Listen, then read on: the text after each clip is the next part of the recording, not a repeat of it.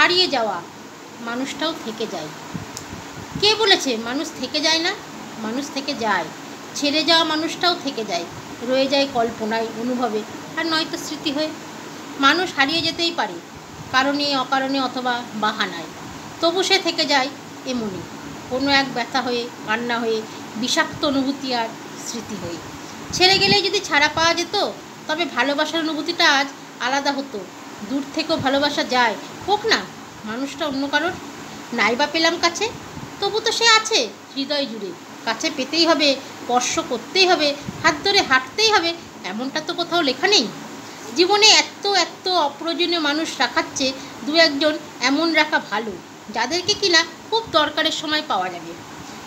কোনো অজুহাত দেখাবে না, ডাবল ফেস দেখাবে না, যাদের সাথে একটু কথা বললেই মন ভালো হয়ে যাবে। 100 স্বার্থপর মানুষ থাকার চেয়ে একজন স্বার্থহীন মানুষ থাকলেই দিনশেষে অনেক ভালো থাকা যায়।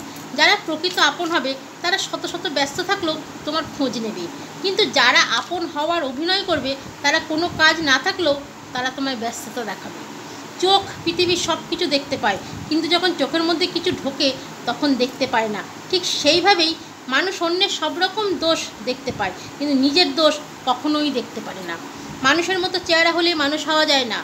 মানুষ হতে হলে সবার আগে মনুষ্যত্ব অর্জন করতে হয়। তাই এই সমাজে মনুষ্যত্বহীন মানুষের সংখ্যাই বেশি দেখা যায়। ভালো লাগলে বন্ধুরা কমেন্টে জানাবেন। ধন্যবাদ।